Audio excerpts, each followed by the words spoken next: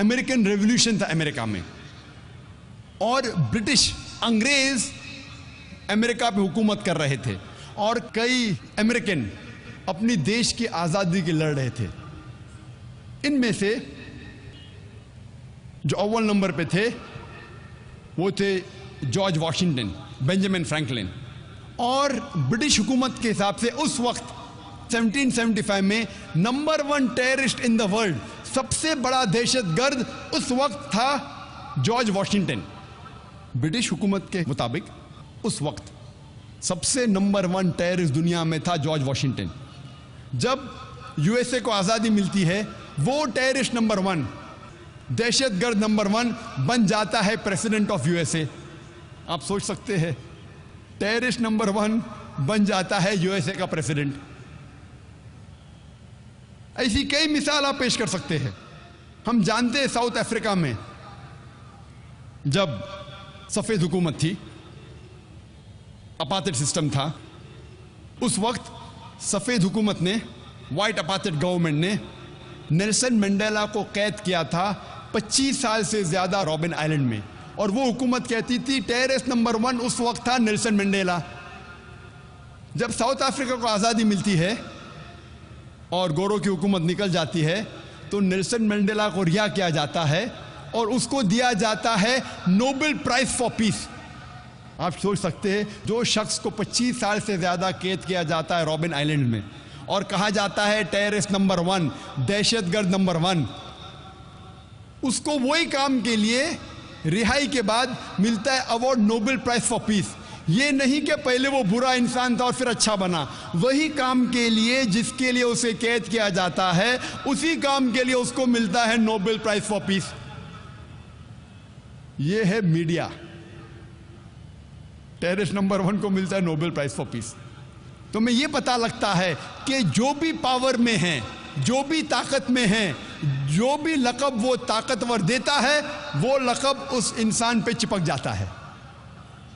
आजकल लोग ये नहीं देखते हक क्या है, देखते ताकत किसके पास है। जिसके पास ताकत है, जो वो लक़ब देता है, वो लक़ब चिपक जाता है उस इंसान पे। इस्लाम में ताकतवर हमेशा सही नहीं, हक हमेशा सही है।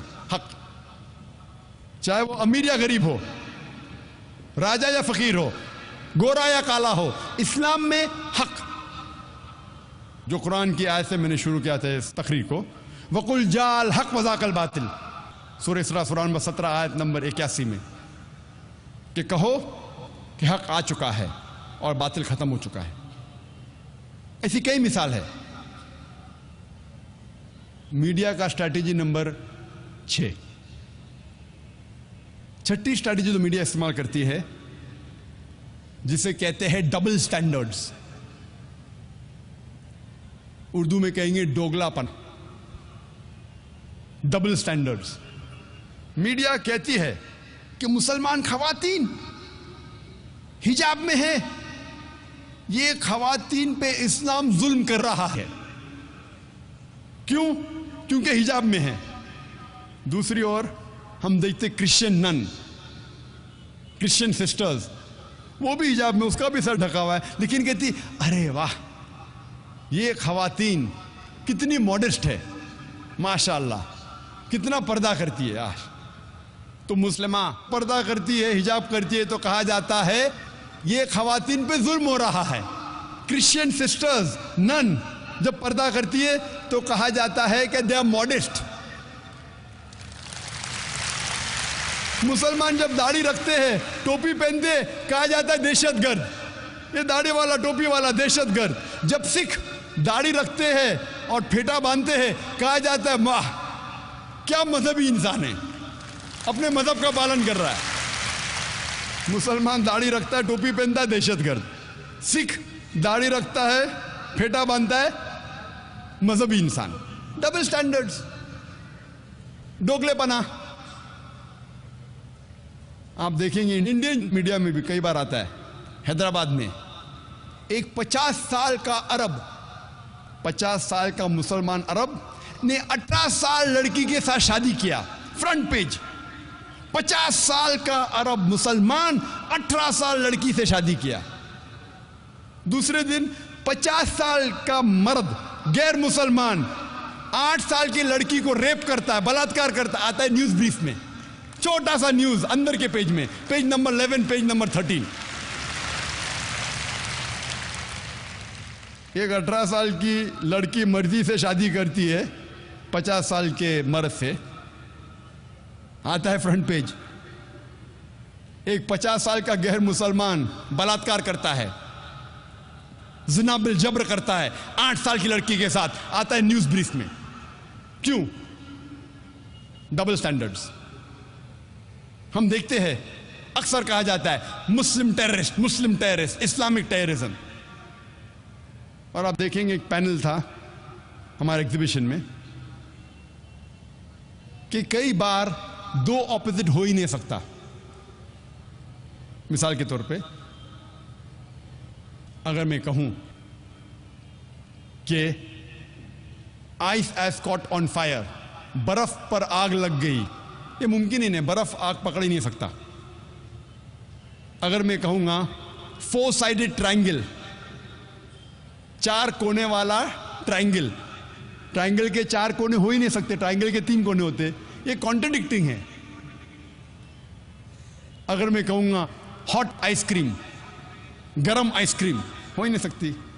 उसी तरीके से इस्लामिक टेररिज्म, इस्लाम मतलब अमन, टेररिज्म मतलब अमन के खिलाफ, तो इस्लामिक टेररिज्म हो ही नहीं सकता। एक मुस्लिम टेररिस्ट हो ही नहीं सकता। हो सकता है कुछ लोग जो अपने आप को मुसलमान कहते हैं और भटक जाते हैं और इस्लाम के खिलाफ कुछ काम करते हैं, तो उसे मुस्लिम टेररिस्ट नहीं कहेंगे आप। वो तो भटका हुआ, वो तो इस्लाम के दायरे के बाहर है और वो बेगुनाह लोग की जान ले रहा है। लेकिन अब मीडिया को देखते डबल स्टैंडर्ड्स क्या है। जब मैं यूके में गया था 3 साल पहले, मेरा लेक्चर था, मैं चीफ स्पीकर था, जो कॉन्फ्रेंस ऑन टेररिज्म, दहशतगर्दी पे कॉन्फ्रेंस था। तो उसके बाद बर्मिंघम में हमारी क्रू साथ में थी, हम लोग शूटिंग कर रहे थे। शूटिंग मतलब फिल्मिंग। हम लोग फिल्मिंग को भी शूटिंग कहते, तो बंदूक के साथ नहीं थे, कैमरा के साथ थे। हम लोग एक ग्रेवयार्ड में एक यहूदी कब्रिस्तान में शूटिंग कर रहे थे। तो देखिए 7-8 लोग टोपी दाढ़ी वाले, तो एक यहूदी ने देखा, फौरन पुलिस को फोन किया। हमने शूटिंग खत्म कर लिए, फिल्मिंग खत्म कर लिए। फिर पता चला कि पुलिस हम लोग को ढूंढ रही है। ये कौन 8-9 लोग दाढ़ी टोपे वाले? अभी कब्रिस्तान में किसकी जान लेंगे हम भाई? तो पता चलता है कि लोग हमें ढूंढ रहे। फिर एक मशहूर मुसलमान चीफ ऑफ पुलिस को फोन करता है कि आप किसको ढूंढ रहे? नहीं, हमको पता चला कुछ लोग वो यहूदी कब्रिस्तान में कुछ चीज करने के लिए आए। तो मुसलमान ने कहा क्या मैंने चंद दिन पहले आपको डीवीडी दी थी एक मुकर्रिर की, जाकिर नाइक? हाँ मैं सुन चुका हूँ, क्या अच्छी तकरीर थी। वही इंसान था, वो आदमी था कब्रिस्तान में, मुझे पता नहीं। वो ढूंढ रहे कौन दाढ़ी टोपी वाला कब्रिस्तान में क्या कर रहे। यही यूके में, यही इंग्लैंड में अक्सर हम जानते हैं कि सबसे ज्यादा जो बेगुनाह लोग का जिसने कत्ल किया है वो है IRA, आयरिश रिपब्लिकन आर्मी। ये आयरिश रिपब्लिकन आर्मी, ये आर्मी है, ये खुसूसन कैथलिक्स है। क्रिश्चियन में भी 2 भाग है, कैथलिक्स एंड प्रोटेस्टेंट। ये कैथलिक लोग हैं। इन्हें कभी भी कैथलिक टेररिस्ट नहीं कहा गया है, कभी भी क्रिश्चियन टेररिस्ट नहीं कहा गया, कहा गया IRA, आयरिश रिपब्लिकन आर्मी। इलाके के बुनियाद पे जाना गया, मजहब के बुनियाद पे नहीं। हम जानते हैं Tamil tigers, LTTE, liberation Tamil tigers इलम। कभी हिंदू टेररिस्ट कहा गया उनको? नहीं। क्यों? क्योंकि वो मुसलमान नहीं है। उल्फा असम में, United Liberation Front of Assam, खुसूसन एक ऐसा ऑर्गेनाइजेशन है, टेररिस्ट ऑर्गेनाइजेशन, जो खुसूसन मुसलमान का कत्ल करता है। उसे कभी भी हिंदू टेररिस्ट नहीं कहा गया। क्यों?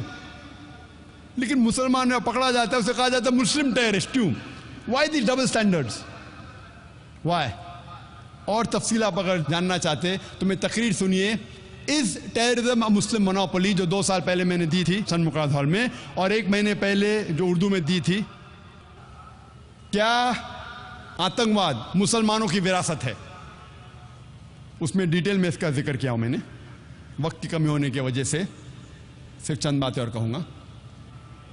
हम जानते हैं कि अभी हाल में 2, 3, 4 महीने पहले कई बॉम्ब ब्लास्ट हुए, और 1 महीने पहले, 4 महीने से 1 महीने पहले तक अक्सर मीडिया में आ रहा था कि मुसलमान रिस्पॉन्सिबल।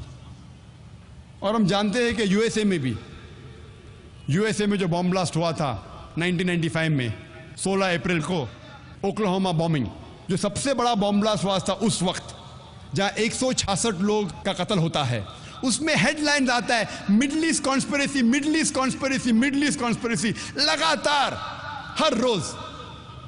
कई हफ्तों बाद जब पता चलता है कि ये तो अमेरिकन लोग ने किया था, टॉम एंड टेरी, एक बार न्यूज में आता है, फिनिश, न्यूज के बाद गायब।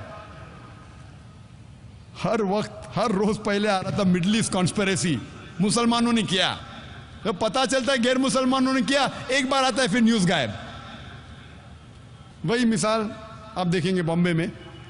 बॉम्बे में जब बॉम्ब ब्लास्ट हुए, प्राइम सस्पेक्ट मुस्लिम्स, और चंद महीने पहले, 3 महीने पहले, 2 महीने पहले, 1 महीने पहले अक्सर प्रेस में आता था मास्टरमाइंड तोकीर, जिसे कहा जाए सोभान कुरैशी। हर time headlines, most of the media page के ऊपर headline, Tauqeer Subhan Qureshi mastermind of the bomb blast. और मीडिया में आ रहा था, पुलिस कहती है मास्टरमाइंड है तोकीर सोभान कुरैशी। 1.5 महीने पहले जॉइंट कमिश्नर ऑफ पुलिस कहती है कि पुलिस ने कभी कहा ही नहीं कि तोकीर मास्टरमाइंड था बॉम्ब ब्लास्ट का। ये तो मीडिया क्रिएशन है, ये तो मीडिया का फलसफा है। तो हमें अभी तहकीक करना पड़ेगा कि मीडिया जो कहती है पुलिस के खिलाफ भी कह सकती है। अगर मीडिया पुलिस के खिलाफ कह सकती है और बच सकती है, तो हम आम हिंदुस्तानी क्या कर सकते हैं? लगातार हेडलाइन तोकीर सोभान कुरैशी मास्टरमाइंड, बाद में आता है न्यूज ब्रीफ, एक बार आता है पेपर में तोकीर इज इनोसेंट, बस खलास। महीनों तक उस मुसलमान की मीडिया धज्जियां उड़ा रही है, एक बार आता है क्या वो इनोसेंट है। मैं कहता हूं पुलिस एक्शन क्यों नहीं लेती मीडिया पे? अगर मीडिया पुलिस पे इल्जाम लगा रही है कि पुलिस कहती है कि तोकीर सोभान कुरैशी मास्टरमाइंड था, और जॉइंट कमिश्नर कहता है कि मैंने कभी कहा ही नहीं, पुलिस ने कहा ही नहीं, तो आप मीडिया को सू क्यों नहीं करते हैं? सू करो। एक बार आता है क्या वो मास्टरमाइंड नहीं था, और न्यूज के बाद गायब। अक्सर लोग ने तो पढ़ा नहीं होगा उसको, लगातार महीनों तक आ रहा है मास्टरमाइंड, एक बार आता है कि नहीं है। इसीलिए chief justice of India K G. Balakrishnan कहते हैं, जो टाइम्स ऑफ इंडिया में इसकी रिपोर्ट आई थी 20 अक्टूबर 2008 में, chief justice of India K G. Balakrishnan कहते हैं कि media should not run a parallel trial. Media साथ साथ जिन लोगों पे इल्जाम लगाया गया है उनके साथ ट्रायल नहीं करना चाहिए। मीडिया को क्या हक है? वो पुलिस अगर इल्जाम लगाती है, पुलिस लेके जाएंगी उसको कोर्ट में और जज फैसला करेगा। ये मीडिया कब से फैसला करने लगी? Chief justice of India K G. Balakrishnan कहते हैं कि मीडिया को क्या हक है? अगर पुलिस समझती है कोई गुनहगार है, उसको पकड़ती है, अभी तक उसको पेश भी नहीं किया जज के सामने, मीडिया कह देती है क्या ये टेररिस्ट है, मास्टरमाइंड है। मीडिया को क्या हक है?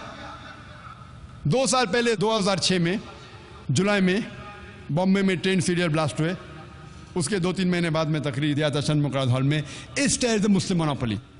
उस वक्त मैंने कहा कि मीडिया कहती थी कि मदरसा आर रिस्पॉन्सिबल, मदरसा पे इल्जाम लगाया गया।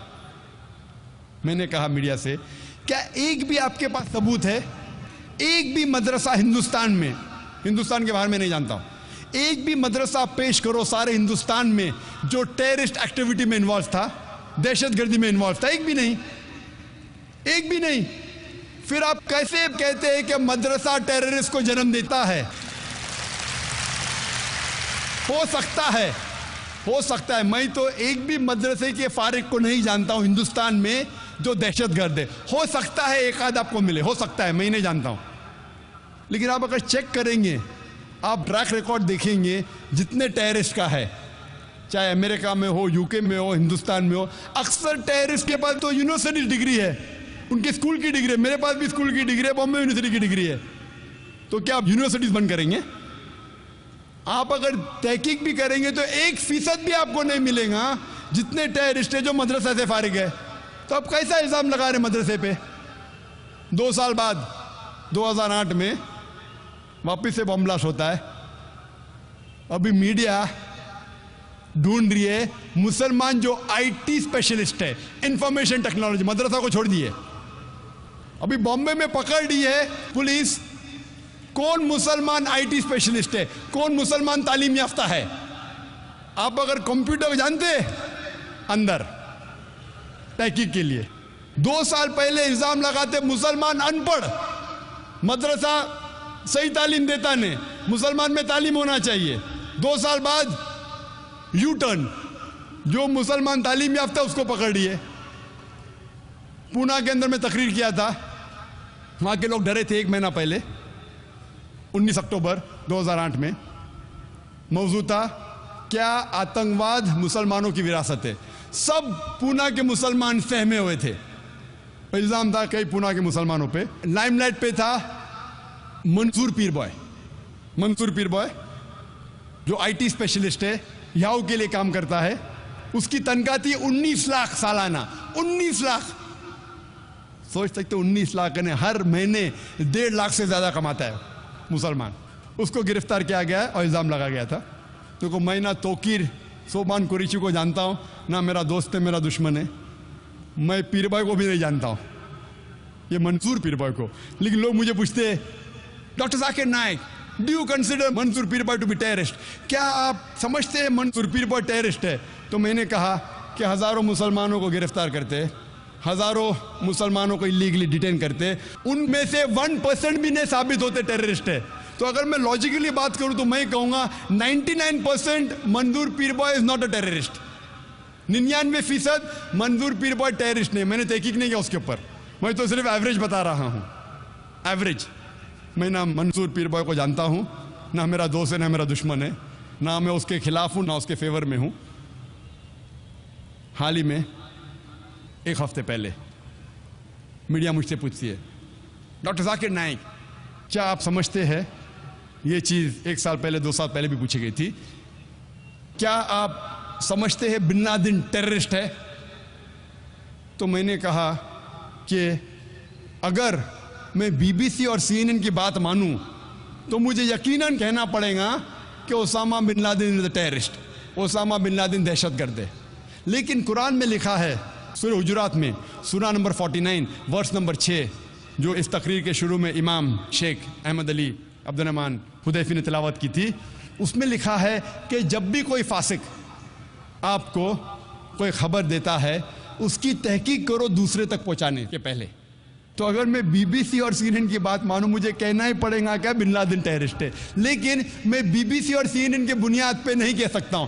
आप मुझे पूछेंगे क्या is Osama bin Laden a terrorist, क्या ओसामा बिन लादेन दहशतगर्द है? मैं कहूंगा ना वो दहशतगर्द है ना ही साधु है। ओसामा बिन लादेन ना दहशतगर्द है ना साधु है, ना मेरा दोस्त है ना मेरा दुश्मन है। क्योंकि मैंने ओसामा बिन लादेन पे तहकीक नहीं की है। मैं मीडिया से पूछता हूं कि अंग्रेज जब भगत सिंह को टेररिस्ट कहते हैं, आप मानते हैं भगत सिंह टेररिस्ट है? वो मीडिया कहती नहीं नहीं, भगत सिंह तो देशभक्त था। तो मैंने कहा मैं भी मानता हूं भगत सिंह देशभक्त था, भगत सिंह टेररिस्ट नहीं था। क्योंकि मैंने हिंदुस्तान की तारीख की तहकीक की है, मैं जानता हूं वो देशभक्त था, इसीलिए मैं अंग्रेज के बात को नहीं मानता हूं। फिर मैं मीडिया से पूछता हूं, वही अंग्रेज आज कहते हैं ओसामा बिन लादेन टेररिस्ट है, तो आप अंग्रेज की बात क्यों मानते? तो मीडिया हंसने लगता है। मैं बोलता हूं हिंदुस्तानी मीडिया से, आपको डबल स्टैंडर्ड क्यों? वही अंग्रेज भगत सिंह को टेररिस्ट कहते, आप कहते गलत है। आज वो कहते ओसामा बिन लादेन टेररिस्ट, आप बोलते सही है। मैं वापस से कहना चाहता हूं, ओसामा बिन लादेन ना मेरा दोस्त है ना मेरा दुश्मन है, ना मैं उसे जानता हूं। तो मैं ओसामा बिन लादेन के ना फेवर में हूं ना अगेंस्ट हूं, मैं तो सिर्फ कुरान में जो इंफॉर्मेशन है कह रहा हूं। तो आप ये गलत मत समझो। मैं कहता हूं मेरे नजरिए से ना टेररिस्ट है ना सेंट है, ना दहशतगर्द है ना साधु है, ना अच्छा है ना बुरा है। मैंने तहकीक किया ही नहीं, क्योंकि मैं पढ़ चुका हूं, कई डीवीडी देख चुका हूं जिसमें लिखा है कि 9/11 की जिम्मेदार खुद यूएस गवर्नमेंट है। आप देखेंगे 9/11 के ऊपर डीवीडी डॉक्यूमेंट्री, लूज चेंज देखिए, कई डॉक्यूमेंट्री है जिसमें कहा गया है, जो अमेरिकन क्रिश्चियन लोग ने उसे निकाला है और कहा है कि यूएस गवर्नमेंट इज रिस्पॉन्सिबल। अभी 2 साल पहले टाइम्स ऑफ इंडिया में एक रिपोर्ट आई थी कि 75 यूएस साइंटिस्ट और प्रोफेसर ये कहते हैं कि 9/11 जो ट्विन टावर पर अटैक किया गया था वो इनसाइड जॉब था, वॉशिंगटन डीसी व्हाइट हाउस में प्लान किया गया था, जॉर्ज बुश रिस्पॉन्सिबल है। आप मुझे पूछेंगे कौन रिस्पॉन्सिबल है, जॉर्ज बुश के ओसामा बिन लादेन? मैं जानता नहीं हूं, मैं तो सिर्फ न्यूज़ पढ़ता हूं मीडिया में। कोई कहता है जॉर्ज बुश ने क्या है 9/11, कोई कहता है ओसामा बिन लादेन ने क्या है, मैं जानता नहीं हूं। तो मैं कैसे कह सकता हूं कि ओसामा बिन लादेन टेररिस्ट है? 1 हफ्ते पहले मीडिया मुझसे पूछ रही है, डॉक्टर जाकिर क्या आप ये कहते हैं कि साध्वी प्रज्ञा सिंह ठाकुर टेररिस्ट है? मेरा जवाब वही था, मेरे नजरिए में साध्वी प्रज्ञा सिंह ठाकुर ना दहशतगर्द है ना वो साधु है। She is neither a terrorist neither is she a saint, क्योंकि मैंने उसके ऊपर तहकीक नहीं की है। तो मैं कैसे कह सकता हूं कि साध्वी प्रज्ञा सिंह ठाकुर टेररिस्ट है? ये पुलिस उसे पकड़ी है, एटीएस वाले कह रहे हैं कि उसने बॉम्ब ब्लास्ट किया है, मैं नहीं जानता हूं। अभी कुछ हफ्ते पहले हेडलाइंस कई न्यूज़ में, इंडिया के न्यूज़ चैनल्स में आ रहा था कि डॉक्टर जाकिर नाइक कहता है कि ओसामा बिन लादेन टेररिस्ट नहीं है। मेरे सेंटेंस को आउट ऑफ कॉन्टेक्स्ट कोट कर रही है और टेलीविजन पे दिखाया Osama bin Laden is not a terrorist. आधे सेंटेंस को दिखाते, पूरा सेंटेंस में क्या है, Osama bin Laden is not a terrorist neither a saint. आधा जुमला दिखाते और लोग मेरे खिलाफ कहते हैं जाकिर अभी ओसामा बिन लादेन को सपोर्ट कर रहा है। मैंने किधर सपोर्ट किया उसको? ना मैं उसके सपोर्ट में ना खिलाफ हूं। जैसा मैंने इंटरव्यू में कहा कि साध्वी प्रज्ञा सिंह ठाकुर वो टेररिस्ट नहीं है ना साधु है, मैं नहीं जानता हूं। हिंदुस्तान टाइम्स में आया, Sadhvi Singh get support from an unprecedented quarter. एक ऐसे इदारे से सपोर्ट मिलता है, प्रेसिडेंट ऑफ इस्लामिक रिसर्च फाउंडेशन। भाई मैंने साध्वी को सपोर्ट नहीं किया, मैंने कहा Sadhvi neither a terrorist nor a saint. मैंने कहा उसे सपोर्ट किया, ना मैं इल्जाम लगाया ना सपोर्ट किया, क्योंकि मैंने साध्वी की हिस्ट्री पे तहकीक किया ही नहीं। तो कैसा मैं कह सकता हूं क्या वो टेररिस्ट है या साधु है? मैं नहीं कह सकता। जिस तरीके से बिन लादेन के बारे में मैं नहीं कहता हूं अच्छा है कि बुरा है, उसी तरीके साध्वी के बारे में मैंने तहकीक नहीं की है। भगत सिंह कह सकता हूं क्या टेररिस्ट नहीं था, क्योंकि मैंने तहकीक की है। मीडिया मुझसे पूछती है 1 महीने से पुलिस हिंदू टेररिस्ट को पकड़ रही है, आपको क्या कहना है ये हिंदू टेररिस्ट के बारे में? और मीडिया मुझसे पूछने लगी कि एलके अडवाणी अब कह रहा है कि ये हिंदू टेररिस्ट नहीं है, हिंदू टेररिस्ट बोलना गलत है, आपकी क्या राय है एलके अडवाणी के बारे में? तो मैंने कहा मैं तालिब इल्म हूँ, I am student of Islam and comparative religion. मैं तालिब हूँ इस्लाम और कंपैरेटिव रिलीजन का। मैं हिंदू मजहबी किताब पढ़ चुका हूँ। हिंदू मजहबी किताबों में कहीं नहीं लिखा है क्या हिंदू लोग बेगुनाह इंसानों को बम से उड़ाना चाहिए।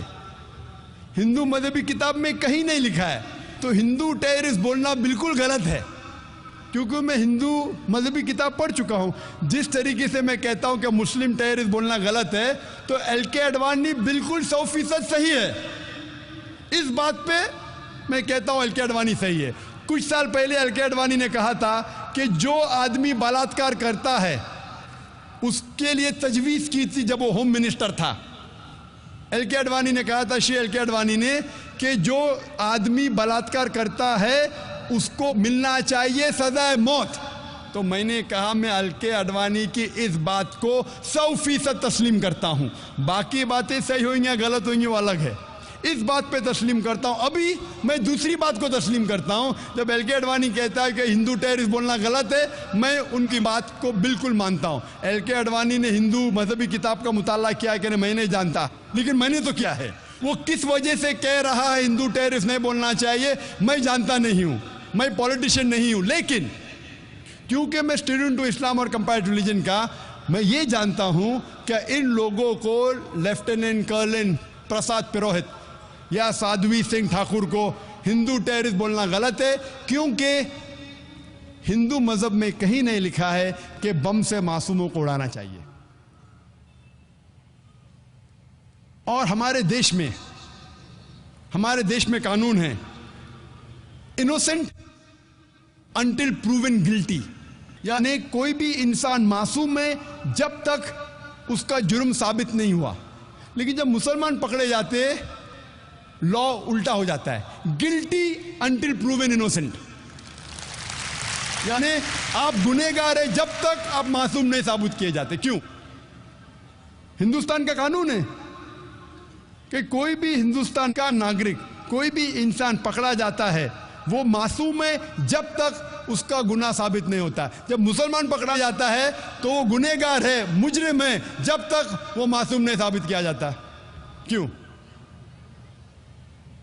मेरे डबल स्टैंडर्ड नहीं है। जब मैं कहता हूं मुस्लिम टेररिस्ट बोलना गलत है, तो मैं वो भी कहता हूं कि हिंदू टेररिस्ट बोलना गलत है। जब मैं कहता हूं बिन लादेन मैं जानता नहीं हूं, बिन लादेन को तो किसने पकड़ा ही नहीं अभी तक, साध्वी को तो पकड़ा, पुलिस ने इंटरोगेट किया, फिर भी मैं कहता हूं कि मैं जानता नहीं हूं। बिन लादेन को किसने पकड़ा? वो जॉर्ज बुश ने कहा टोनी ब्लेयर से, क्या प्रूफ है? दुनिया को तो नहीं दिखाया। यहां तो पुलिस ने इंटरोगेट किया साध्वी को, लेफ्टिनेंट कर्नल पुरोहित को, फिर भी मैं कहता हूं कि मैं उन्हें नहीं मुजरिम ठहरा सकता हूं तब तक जब तक कोर्ट फैसला नहीं करती। और हम मुसलमानों को अल्हम्दुलिल्लाह सुम्मा अल्हम्दुलिल्लाह इंडियन जुडिशरी सिस्टम पे नाज है, इंडियन जुडिशरी सिस्टम की कदर करते हैं कि अल्हम्दुलिल्लाह सुम्मा अल्हम्दुलिल्लाह कितने भी लोग अगर बेगुनाह लोग अरेस्ट होते हैं, माशाअल्लाह अल्हम्दुलिल्लाह सुम्मा अल्हम्दुलिल्लाह हमारे हिंदुस्तान के जजेस जो है, और कल उनकी तकरीर थी जस्टिस फॉर पीस, 2 जस्टिस थे, जस्टिस हॉस्बिट सुरेश और जस्टिस कोलसे पाटिल, जो माशाअल्लाह आपके सामने पेश किए कि जस्टिस होना जरूरी पीस के लिए। और हमारे नौजवान एडवोकेट मुबीन सोलकर भी थे माशाअल्लाह, जो आपको साबित किए कि पीस होने के लिए जस्टिस जरूरी है। जब तक अदल नहीं रहेगा इस देश में, तब तक इस देश में अमन नहीं रहेगा। 7वीं स्ट्रैटेजी, मीडिया अक्सर जब भी कोई मुसलमान जो इस्लाम पे अमल नहीं कर रहा है और इस्लाम के खिलाफ बात करता है, मीडिया उसे हाईलाइट करती है। कोई मुसलमान जो मुसलमान नाम का है, इस्लाम से दूर है, लेकिन इस्लाम के खिलाफ लिखता है तो उसे हाईलाइट करती है। हमारे पास मिसाल है सलमान रश्दी और तस्लीमा नसरीन की। सलमान रश्दी को मीडिया ने इतना हाईलाइट किया, क्यों? क्योंकि वो नाम का मुसलमान था और उसने किताब लिखी थी सैटेनिक वर्सेस इस्लाम के खिलाफ, मोहम्मद सल्लल्लाहु अलैहि वसल्लम के खिलाफ। मीडिया उसे इतना उछालती है कि वो बन जाता है मिलियनर, करोड़पति ओवरनाइट। सैटेनिक वर्सेस के पहले चंद लोग जानते थे। सलमान रश्दी को आज मीडिया ने इतना हीरो बना दिया कि वो करोड़पति अरबोपति बन गया। क्यों? क्योंकि एक मुसलमान इस्लाम के खिलाफ किताब लिखा, मोहम्मद सल्लल्लाहु अलैहि वसल्लम के खिलाफ लिखा, रहता है यूके में। वो यूके चंद साल पहले, सलमान रश्दी किताब लिखने के पहले, एक अमेरिकन राइटर मार्गरेट थैचर जब प्राइम मिनिस्टर थी, उसके लिए 4 लेटर का वर्ड इस्तेमाल करता है, 4 लेटर का लफ्ज। मैं वो अल्फाज को कह नहीं सकता हूं क्योंकि मैं मुसलमान हूं। फादर अंकल कजन किंग, और उस अमेरिकन के ऊपर बैन लग जाता है। हमारी प्राइम मिनिस्टर को फादर अंकल कजन किंग कहता है, बैंड।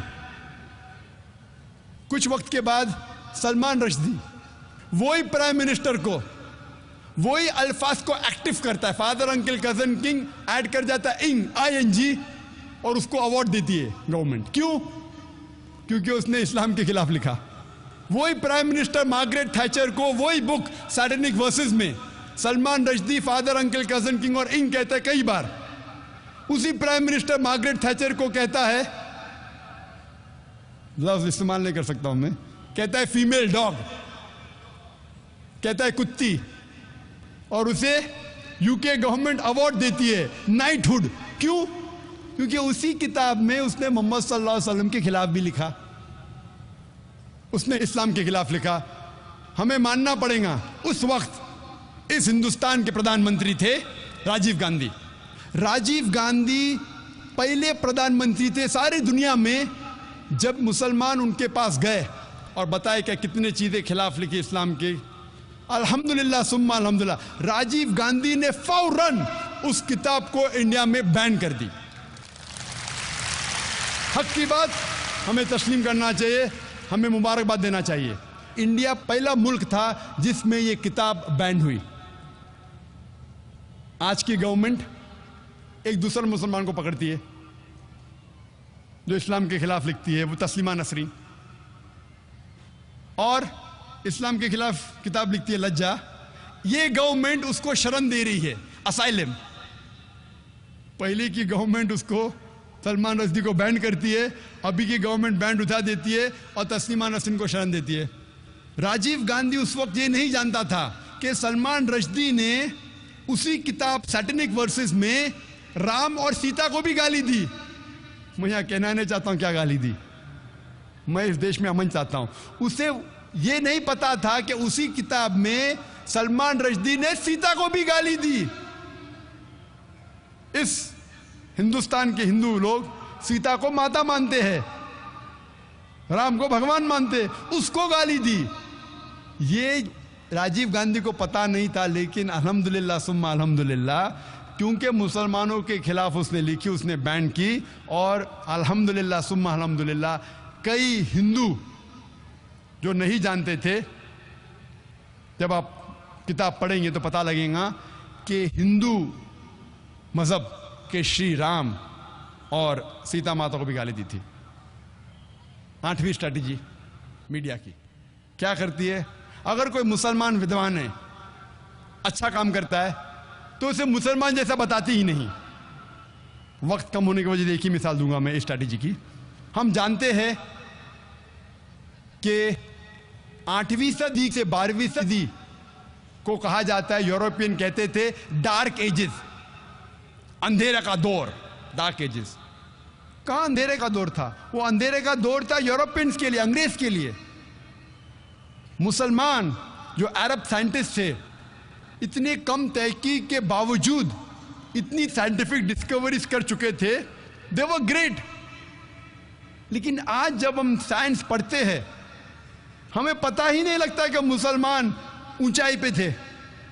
हम पढ़ते हमारे किताब में एरिस्टोटल ऑफ द ईस्ट, एविसीना। एविसीना एविसीना अंग्रेज नाम लगता है ना, उसका असल नाम है अली इब्ने सीना। हम पढ़ते किताब में एविसीना, कौन समझेगा एविसीना मुसलमान था? हम पढ़ते हैं केमिस्ट्री के अंदर एक मशहूर साइंटिस्ट गेबर, गेबर गेबर नहीं, ये जाबिर है, जाबिर इब्ने हय्यान। कौन समझेगा गेबर मुसलमान है? वो जाबिर है, जाबिर इब्ने हय्यान। ऐसी कई मिसाल दे सकता हूं। हम पढ़ते हैं ब्लड सर्कुलेशन के बारे में, विलियम हार्वी। 400 साल पहले, विलियम हार्वी के पहले इब्ने नफीस ने इजाद किया था, डिस्क्राइब किया था ब्लड सर्कुलेशन। और इब्ने नफीस के 600 साल पहले नाजिल हुआ था कुरान, जिसमें लिखा है ब्लड सर्कुलेशन के बारे में। तो मीडिया क्या करती है? अगर मुसलमान विद्वान है, उसे छुपाने की कोशिश करती है कि वो मुसलमान है। वक्त की किल्लत होने की वजह से सिर्फ 8 स्ट्रैटेजीज का बयान करूंगा मीडिया के बारे में, और ये कहना चाहता हूं, हम मुसलमान, हम जानते हैं कि मीडिया अच्छे काम भी कर सकता है, बुरे काम भी कर सकता है। हम मुसलमानों को इस मीडिया का सही इस्तेमाल करना चाहिए, और अफसोस की बात हम नहीं करते। लेकिन दुश्मन इस्लाम मीडिया का पूरा इस्तेमाल कर रहे हैं इस्लाम के खिलाफ काम करने के लिए। और एक आर्टिकल आया था टाइम्स मैगजीन में 16 अप्रैल 1979 में, जिसमें क्रिश्चियन ऑथर लिखता है, एक क्रिश्चियन रिसर्चर लिखता है कि 150 साल में सन 1800 से सन 1950 तक के इस 150 साल के दरमियान 60,000 से ज्यादा किताबें लिखी गई थी इस्लाम के खिलाफ। यानी हर रोज एक से ज्यादा किताब लिखी गई थी इस्लाम के खिलाफ इन 150 साल में।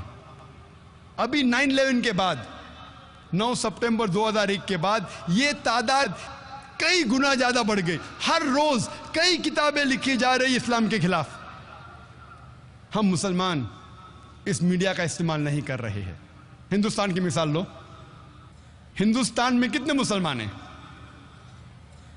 हम कह सकते हैं कि 18 करोड़ 20 करोड़, 18 से 20 करोड़ मुसलमान हैं हिंदुस्तान में। जब तहकीक करते हैं कि कोई भी दावती मैगजीन है हिंदुस्तान में, वो कितनी तादाद में छपती है? आप हिंदुस्तान की दावती मैदान की मैगजीन लेंगे, चाहे इंग्लिश हो या उर्दू हो या हिंदी हो, आप ये कह सकते हैं, मैं पूछना चाहता हूं सामाइन से, ऑडियंस से, कि हिंदुस्तान में सबसे ज्यादा दावती मैगजीन कितनी तादाद में छपती है और कौन सी है? हिंदुस्तान में दावती मैदान में कौन सी मैगजीन सबसे ज्यादा तादाद में छपती है? ट्राई कर सकते, गेस कर सकते? इस्लामिक वॉइस, उसकी तादाद है 12,000 से 15,000। 12,000 से 15,000। जब अमेरिका गया था मैं, तो वहां चंद साल पहले एक मैगजीन है जो इस्ना निकालती है, होराइजन, वो हर महीने छापती है 50,000। 50,000 ये है मुसलमान मीडिया का इस्तेमाल कर रही है। एक क्रिश्चियन ऑर्गेनाइजेशन है जिसे कहा जाता है जोहाज विटनेसेस। मेन स्ट्रीम क्रिश्चियन नहीं है, एक ऑफशूट है, एक छोटा सा शाख है। जो मेन क्रिश्चियंस कहते हैं ये क्रिश्चियन ही नहीं है, तो मेन स्ट्रीम क्रिश्चियंस कहते हैं जोहाज विटनेस ईसाई है ही नहीं, लेकिन वो लोग अपने आप को ईसाई कहते हैं। मैं पूछना चाहता हूं, ये मैगजीन है उनकी वॉच टावर, वॉच टावर ये मैगजीन है। मैं आपसे पूछना चाहता हूं, क्या आप गेस कर सकते हैं कि कितनी तादाद में छपती है किताब? एक ईसाई ऑर्गेनाइजेशन, ऑफशूट है, मेन स्ट्रीम नहीं, एक शाख है, अक्सर क्रिश्चियन कहते हैं, क्रिश्चियन नहीं। आप गेस कर सकते हैं कितनी तादाद में छपती है किताब? कितनी तादाद में? लाख के आसपास, 1 लाख के आसपास भाई साहब कह रहे। कोई गेस कर सकता है कितनी तादाद में छपती है? Million, 1 million, 1 million. कोई कहता है लाख, कोई कहता है 10 लाख। 10 लाख, 10 लाख क्या होता है पता है आपको? 2 मिलियन, 20 लाख। ये ऑक्शनिंग हो रहा है, 1 मिलियन, 2 मिलियन, ऑक्शनिंग हो रहा है। ये वॉच टावर मैगजीन, इसकी तादाद छपने की है 37.1 मिलियन, 3 करोड़ 71 लाख। और ये हर महीने नहीं छपती, महीने में 2 बार छपती है, फोर्टनाइटली है। ये 4 कलर मैगजीन है, 4 कलर। इसकी क्वालिटी माशाअल्लाह। 37.1 मिलियन हर 2 हफ्ते, यानी हर महीने 74.2 मिलियन, हर महीने 7 करोड़ 42 लाख, 7 करोड़ 42 लाख। मुसलमान छापना तो दूर, सोच भी नहीं सकते हैं। छापने की बात दूर है, सोच भी नहीं सकते हैं। 74.2 मिलियन हर महीने, हर 2 हफ्ते 37.1 मिलियन। वही ऑर्गेनाइजेशन और एक मैगजीन छापती है, सिर्फ एक नहीं, अवेक। इसकी तादाद कितनी? हर महीने छापती है 35.754 मिलियन, यानी 3 करोड़ 57 लाख हर महीने छापती है वही ऑर्गेनाइजेशन। ये वॉच टावर छापती है 169 लैंग्वेजेस में। कितने? 169 लैंग्वेजेस में वॉच टावर। अवेक 81 लैंग्वेजेस में, 81 जबानों में छापती है हर महीने। और ये वॉच टावर 169 लैंग्वेजेस में हर 2 हफ्ते में छापती है। अक्सर ये किताबें फ्री बांटी जाती है, फ्री। नाम के लिए अगर खरीदने जाएंगे 2 रुपया, 2 रुपये की चाय भी नहीं मिलती आपको। छापने की कीमत कई ज्यादा। ये मीडिया का इस्तेमाल कर रहे तबलीग करने के लिए। हम मुसलमान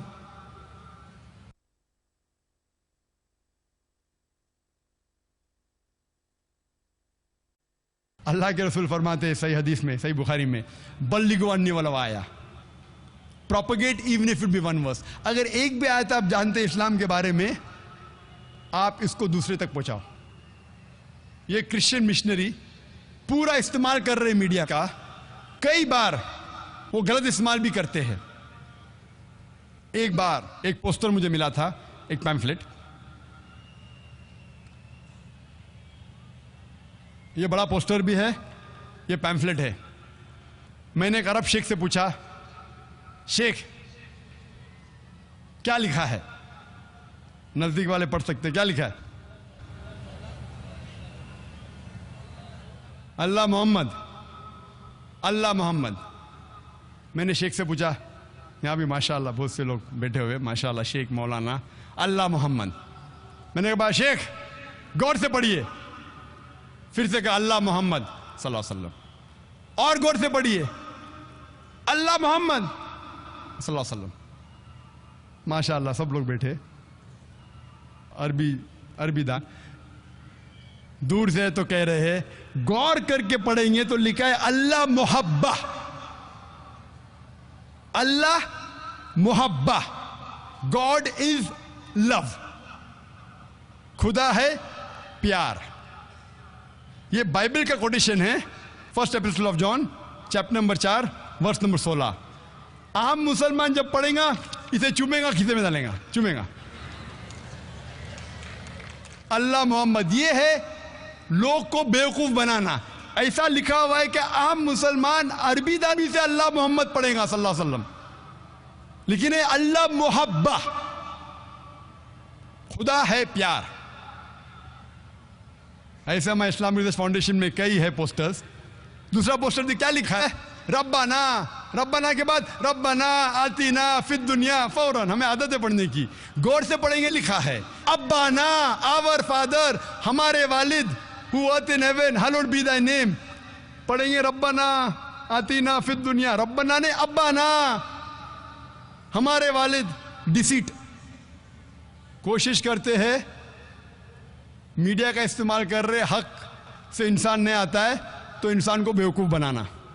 ऐसे कई मिसाल है। आप अगर मेरी कैसेट देखेंगे, डिसीट इन क्रिश्चियन इवेंजलिज्म, अभी वक्त कम है तो कई मिसाल पेश कर सकता हूं मैं। डिसीट इन क्रिश्चियन इवेंजलिज्म, मैं हमेशा कहता हूं कि Christianity product is 0 but marketing is 100%। Marketing media अल्हम्दुलिल्लाह सुम्मा अल्हम्दुलिल्लाह 100%, प्रोडक्ट 0। इस्लाम प्रोडक्ट 100%, माशाअल्लाह, मार्केटिंग 0। प्रोडक्ट हमारा दीन जो है माशाअल्लाह 100%। इन्ना दीना इंदल्लाह अल इस्लाम। अल्लाह ताला फरमाते हैं सूरह इमरान में, सूरह नंबर 3 आयत नंबर 19 में, सिर्फ दीन जो सही दीन है अल्लाह के नजदीक वो इस्लाम। लेकिन हम मुसलमान अल्लाह के पैगाम पे अमल नहीं करते, हमारे रसूल के पैगाम पे अमल नहीं करते। अल्लाह के रसूल फरमाते बल्लिगु अन्नी वलौ आया, कि आप एक भी आयत जानते इस्लाम के बारे में उसे फैलाओ। लेकिन हम मुसलमान नहीं फैलाते। क्यों? आप क्रिश्चियन मिशनरीज को देखेंगे, अगर आप जानते हैं जिमी स्वैगैट के बारे में, जिमी स्वैगैट जिसने शेख अहमद दीदात के साथ मुनाजरा किया था, उसका खर्चा एक साल में उसको कम से कम $400 मिलियन चाहिए। हर रोज $1 मिलियन से ज्यादा उसका खर्चा है। 5 करोड़ रुपए से ज्यादा हर रोज खर्चा है उसका दावा करने के लिए। 5 करोड़ से ज्यादा हर रोज जिमी स्वैगैट। और ऐसे अमेरिका में कई ऑर्गेनाइजेशन हैं जिनका दिन का खर्चा $1 मिलियन से ज्यादा है, 5 करोड़ से ज्यादा है। मैं सारी दुनिया में कोई भी दावती इस्लामिक इदारे को नहीं जानता हूं मेरे इल्म में जो 10% भी ये खर्चा करता है। मैं नहीं जानता हूं, अल्लाह आलम। मैं एक सैकड़ों दावती ऑर्गेनाइजेशन में जा चुका हूं, कोई भी दावती ऑर्गेनाइजेशन पूरी दुनिया में नहीं जानता हूं जिसका खर्चा 10% भी है, मैं नहीं जानता। आप देखते हैं कि मीडिया, आज जैसा मैंने कहा कि मीडिया अक्सर, हमारे उल्मा कहते हैं कि मीडिया से बचो, और मैं बिल्कुल उनके साथ हूं। और सबसे मशहूर मीडिया आज की तारीख में है वो है टेलीविजन। इस टेलीविजन पे अच्छाइयां भी बुराइयां भी है, लेकिन बुराइयां ज्यादा है। हमारे उल्मा, हमारे शेख, हमारे दानिश्वर कहते मीडिया से बचो, मैं उनके साथ हूं। आज की तहकीक ये कहती है कि 20,000 से ज्यादा चैनल्स है, इसका बजट है $400 बिलियन। सिर्फ अमेरिका में 2,000 से ज्यादा चैनल है, उसमें 100 से ज्यादा क्रिश्चियन चैनल है। यूके में कितने चैनल है? सारी दुनिया में सैकड़ों क्रिश्चियन चैनल्स है, ईसाई चैनल्स है, हिंदू चैनल्स है, जैन चैनल है। हमें मानना पड़ेगा 99% जितने भी सैटेलाइट चैनल्स है हराम है, मानना पड़ेगा 99% से ज्यादा जितने सैटेलाइट चैनल्स है हराम है।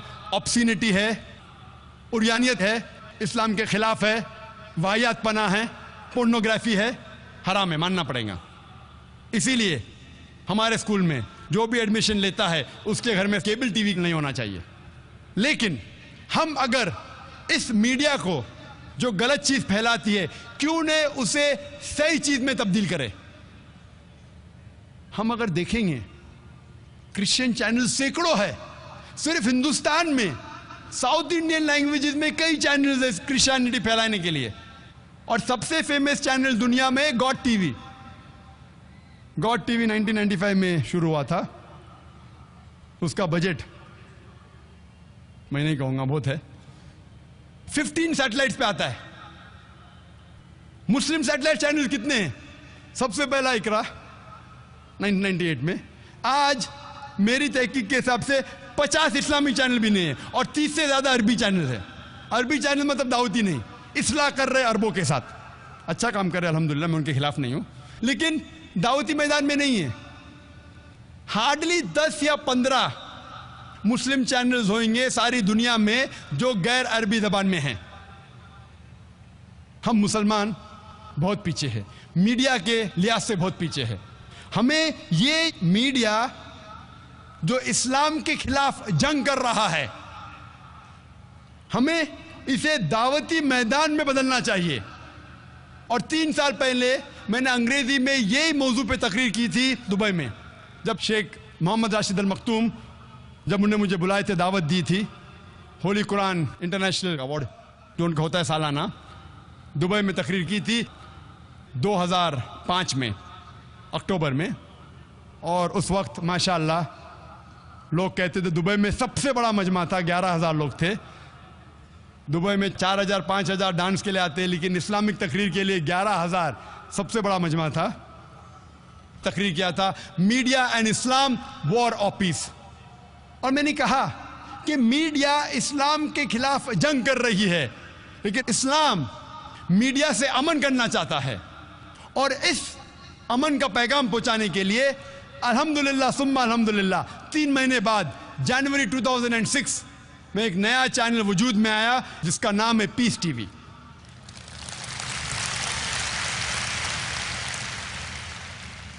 अल्लाह की मदद से अल्हम्दुलिल्लाह ये चैनल वजूद में आया, जो 2/3 हिस्सा 2/3 अंग्रेजी में है और 1/3 उर्दू में है, 1/3 हिस्सा।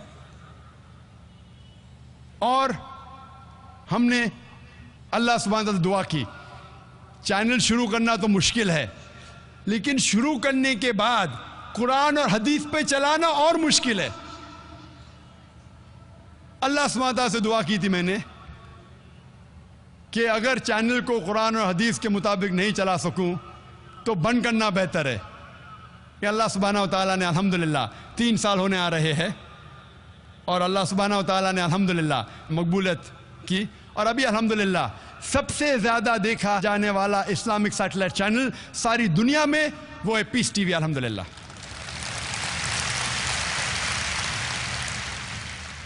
जुलाई तक के 3-4 महीने तक के सारे दुनिया में था, सिर्फ साउथ अमेरिका में नहीं था, क्योंकि साउथ अमेरिका में अंग्रेजी जानने वाले बहुत कम है, उर्दू जानने वाले नहीं के बराबर है। लेकिन फिर भी अल्लाह की मदद से हमने उस इलाके को भी कवर किया, और आज हम सारे दुनिया में जो भी इंसान चाहता है अगर डिश लगाएगा तो इस चैनल को देख सकता है। और अल्हम्दुलिल्लाह सुम्मा अल्हम्दुलिल्लाह सबसे ज़्यादा देखे जाने वाला चैनल, इस्लामिक चैनल आज के तारीख में है पीस टीवी। हमें कई कंप्लेंट्स आए, जो उर्दू नहीं जानते कहने लगे ये उर्दू में क्या बीच में तकरीर आती है, हमें समझता नहीं, ये उर्दू को निकाल दो। उर्दू जानने वाले कहने लगे ये क्या अंग्रेजी में बीच में आता है, हम अंग्रेजी नहीं जानते, अंग्रेजी को निकालो। हम दोनों के बीच में पिस गए। चंद लोग हैं जो उर्दू अंग्रेजी जानते वो खुश थे। उस तकरीर के, दुबई के तकरीर के बाद 3 महीने बाद पीस टीवी वजूद में आया, और हम अल्लाह से दुआ करते इंशाअल्लाह इस तकरीर के बाद इंशाअल्लाह 6 या 8 महीने बाद, मई, जून या जुलाई में 2009 में इंशाअल्लाह एक नया चैनल पीस टीवी उर्दू इंशाअल्लाह वजूद में आएगा।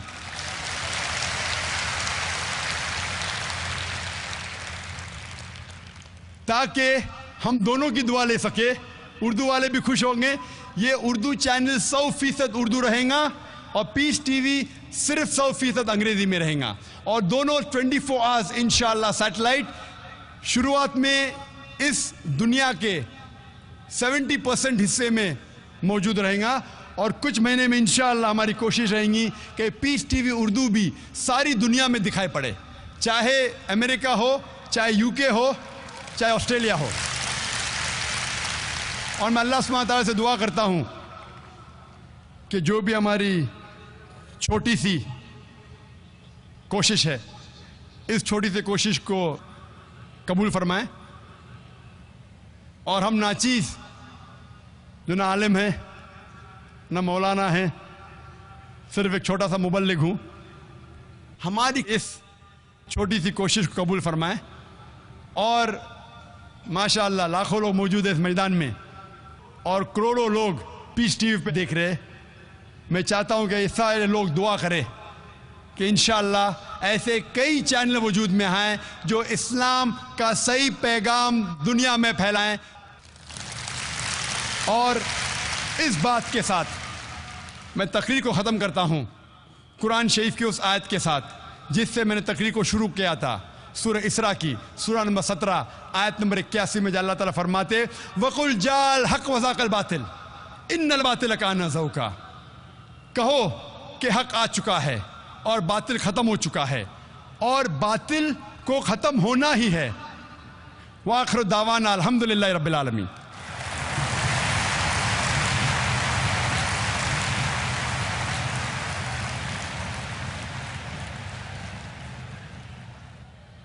जज़ाकल्लाह डॉक्टर जाकिर नायक साहब, बहुत बहुत जज़ाकल्लाह। आपने मीडिया और इस्लाम, जंग या अमन, इस पर इंतहाई मालूमाती ख़िताब फरमाया। हम आपके शुक्रगुज़ार हैं। गोया कि आपने आज ये साबित कर दिया लाखों लोगों के सामने और करोड़ों लोगों के जो लोग इस पीस टीवी को देख रहे हैं कि वाकई इस्लाम अमन का मज़हब है, शांति का मज़हब है, और इस्लाम अमन सिखाता है और सलामती सिखाता है। उनका जो काम है वो अहले सियासत जाने, उनका जो काम है वो अहले सियासत जाने। मेरा पैगाम मोहब्बत है जहाँ तक पहुँचे। ख़वातीन व हज़रात, हमारा जो अब सबसे ज़्यादा दिलचस्प सेशन है, जो सवाल व जवाब का सेशन है, इंशाअल्लाह हम आपके सामने वो सेशन भी शुरू करने वाले हैं। इसके लिए चंद बातों का लिहाज करना हर एक के लिए ज़रूरी है ताकि ये सेशन दिलचस्प भी हो और कामयाब भी। सबसे पहली चीज़ ये है कि आज की इस नशिस्त में हमारे यहाँ 3 माइक का इंतज़ाम किया गया है। एक माइक स्टेज के बाएं जानिब मेरे लेफ़्ट की साइड में, और एक भाइयों की जानिब बीच में, और एक ख़वातीन के अंदर। सवाल करने वाला पहले अपना नाम और प्रोफेशन बताए, यानी पेशा बताए। सवाल करने वालों में अगर कोई गैर मुस्लिम भाई हो या कोई गैर मुस्लिम खातून हो, बहन हो, तो उन्हें पहले मौका दिया जाएगा। जो भी सवाल किया जाए, सवाल इख्तलाफी न हो और फ़िक़ही यानी मसलो मसाइल के सवालात न हो। इसी के साथ साथ गैर मुस्लिम भाइयों और गैर मुस्लिम बहनों को इस्लाम के मुताल्लिक़ किसी तरह का सवाल करने की पूरी आज़ादी हासिल होगी। और मेरी आजिज़ाना दरख्वास्त है और गुजारिश है मुस्लिम भाइयों और बहनों से, बशर्ते कि अगर उनको मौका मिले सवाल करने का, अगर उनको सवाल करने का मौका मिले तो उनके सवालात उन्वान से मुताल्लिक़ होने चाहिए। उन्वान है आज की तकरीर का, मीडिया और इस्लाम, जंग या अमन। इसके साथ साथ एक वक्त में सिर्फ एक ही सवाल की इजाज़त होगी, और जो आखिरी शर्त है वो ये है कि अगर सवाल गैर ज़रूरी या नामुनासिब हुआ तो उसे रद्द करने का मुझे पूरा इख्तियार हासिल होगा। मुझे उम्मीद है कि आप हज़रात इन उसूलों और शर्तों को सामने रखते हुए इस सेशन को कामयाब और दिलचस्प बनाने में मेरी हर तरह से मदद करेंगे। आप हज़रात जानते हैं कि डॉक्टर जाकिर नायक साहब ने इस्लाम इंसानियत के लिए हल 10 रोज़ा आलमी इस्लामी कॉन्फ्रेंस बुलाई थी, और उसके लिए दुनिया भर के स्पीकरों और मुक़र्रिरों को दावत दी। तकरीर करने वालों में हमारे गैर मुस्लिम भाई भी थे, जज हजरात भी थे। अल्हम्दुलिल्लाह आपके ताउन, और जैसा कि जाकिर नायक साहब ने शुरू में कहा कि हमने इतने इंतज़ामात किए, लेकिन इस्लाम से आपका ताल्लुक़ और इस्लाम से आपकी दिलचस्पी और इस्लाम से आपकी मोहब्बत ने हमको हरा दिया। हम हार गए, हम इंतज़ामात ना कर सके। और इसी के साथ साथ मुबारकबाद के मुस्तहिक़ हैं। मैं वेलकम कहता हूँ उन हिंदू भाइयों को भी, और उन क्रिश्चियन भाइयों को भी, और उन सिख और जैनी भाइयों को भी, जो खुले दिल के साथ ओपन माइंडेड होकर हमारे 10 रोज़ा प्रोग्राम में बराबर वो शरीक हुए, और अल्हम्दुलिल्लाह हमारे इस स्टेज से उनको सवालात किए जाने का मौका भी दिया गया। ख़वातीन व हज़रात, अब मैं सवालात व जवाबात का सेशन बाकायदा शुरू करता हूँ। मेरी गुजारिश है वॉलंटियर हज़रात से कि इस बात पर ख़ास तौर पर ध्यान दें कि अगर नॉन मुस्लिम भाई हों या नॉन मुस्लिम खातून हों तो उनको पहले सवाल करने का मौका दिया जाए। सवाल हम शुरू करेंगे खातून के शोबे से, बहनों के शोबे से, माइक नंबर 3 से। अगर बहनों में कोई गैर मुस्लिम बहन हो तो उनको सवाल करने का मौका दिया जाए और वो बहन सवाल कर सकती हैं। जी सिस्टर।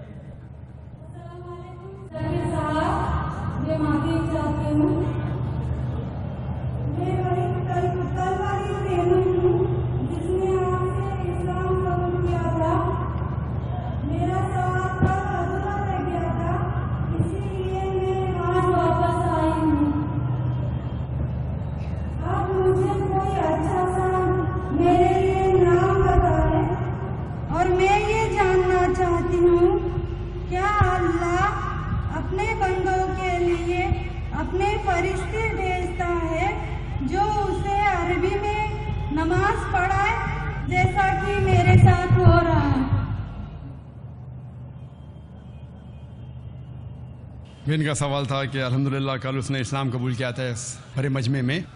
वो चाहती है कि मैं उनके लिए एक नाम तजवीज़ करूं जो मेरे जहन में अभी आ रहा है। आप अपना नाम आयशा रख सकती है रज़ियल्लाहु अन्हा, जो मोहम्मद सल्लल्लाहु अलैहि वसल्लम की अहलिया का नाम था। आप अपने आप को आयशा कह सकती है। आपका दूसरा सवाल था कि क्या अल्लाह सुब्हाना व तआला अपने फ़रिश्तों को भेजता है नमाज सिखाने के लिए।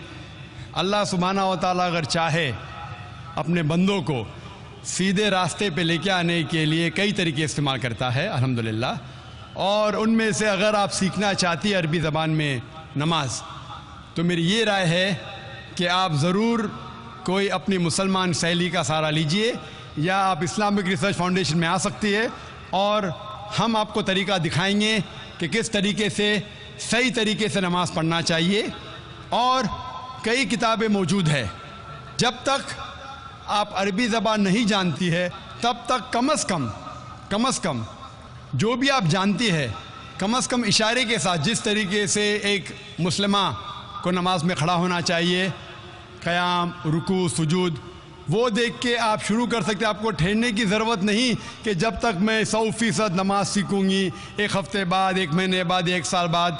आप अगर अब से इस्लाम कबूल कर चुकी है, जो भी आप थोड़ा बहुत भी जानती है सलाह के बारे में, आप इंशाअल्लाह उससे शुरू करेंगे। अल्लाह